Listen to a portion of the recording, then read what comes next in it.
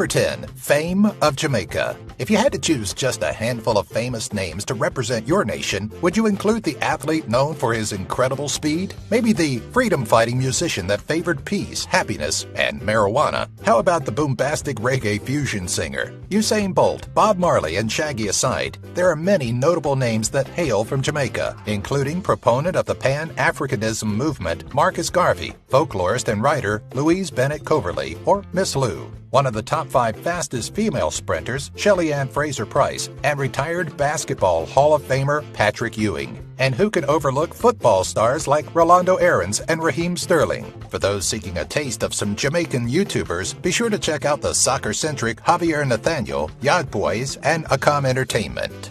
Number 9. Cuisine of Jamaica.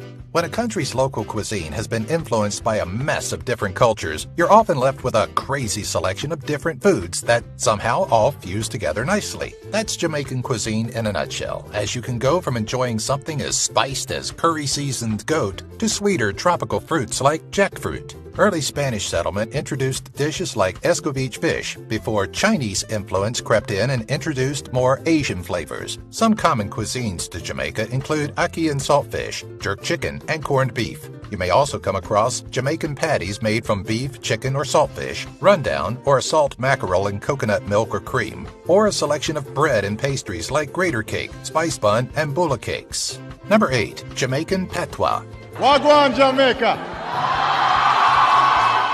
No, it's not some delicious French dessert. Patois is actually the local dialect heard throughout Jamaica, also known locally as Jamaican Creole. Everything in the house flood out. When I talk about everything.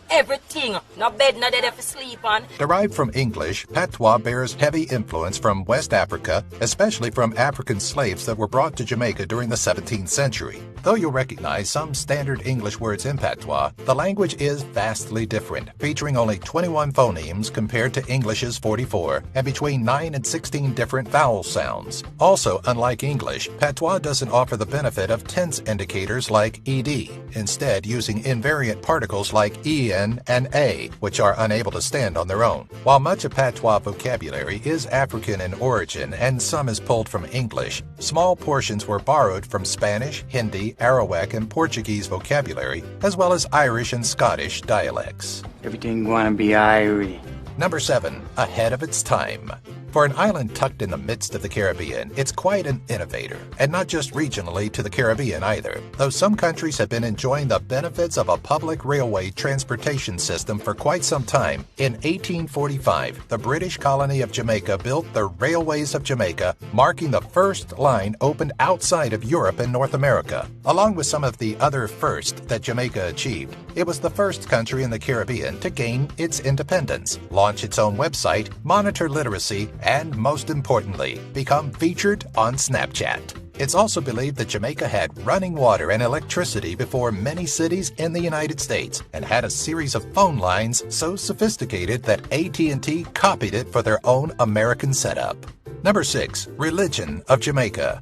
Outside of Vatican City, Jamaica is known for having the most churches per square mile, typically averaging about 2.75 religious establishments to cater to the majority of Protestant and Roman Catholic Christians. The country is comprised of approximately 64% Christian followers, and while that far surpasses the 29,000 plus Rastafarians, Rastafarianism is the largest indigenous religion to Jamaica. Hidden beneath all of this religious faith, however, is the history of obeah, a form of alleged sorcery and witchcraft initially developed by West African slaves. Obeah spread to Jamaica during the 18th century and wasn't really frowned upon until Tacky's War, during which an obeah man, or obeah witch doctor, was caught providing the rebels with information. Obeah was made illegal, and anyone caught practicing it would be jailed or flogged, although the archaic laws that limited practice of the voodoo-like religion were since repealed in 2013. Number 5. Port Royal.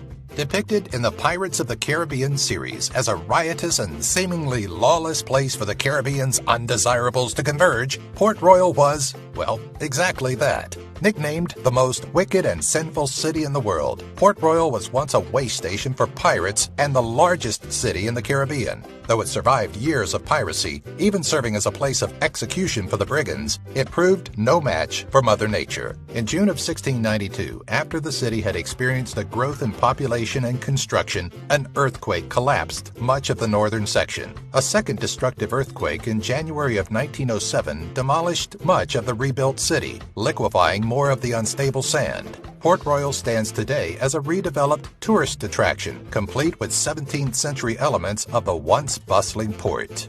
Number 4. Prehistoric people of Jamaica.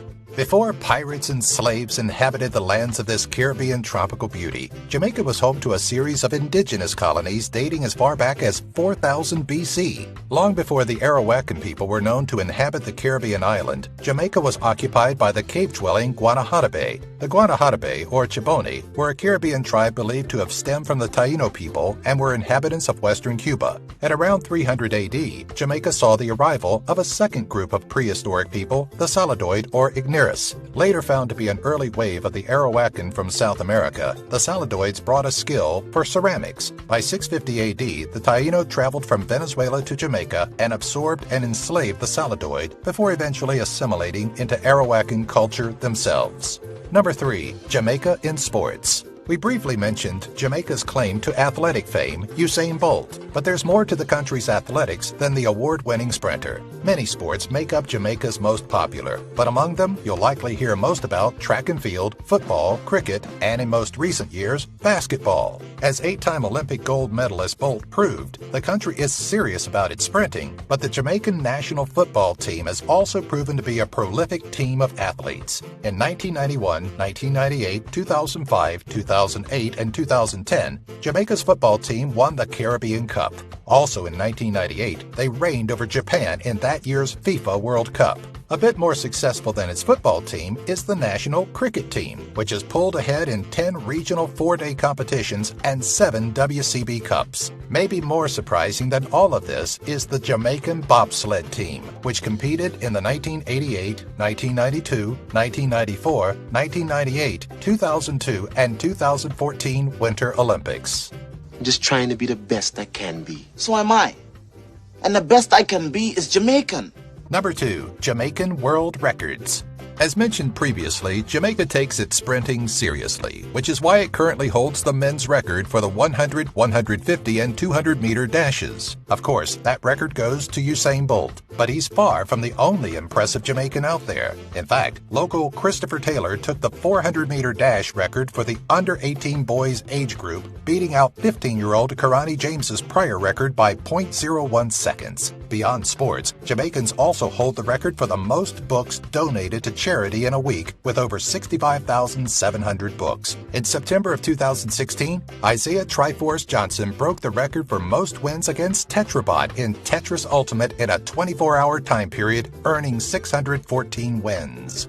Number 1. Jamaican Independence. On August 6th of each year, Jamaica celebrates its own Independence Day. But an independence from whom, you ask? Prior to becoming its own sovereign state after a series of rebellions and the formation of the local political parties of the People's National Party and Jamaica Labour Party, the island was colonized by the British. Actually, the Spanish Empire took it first from the indigenous people, but after 146 years of Spanish rule, the British were sure to snatch it and add it to its collection of colonies. Ultimately, Jamaica owes its independence partially to World War II, which created the decolonization movement. In 1962, the Jamaica Independence Act was passed by the United Kingdom, though it remained within the Commonwealth.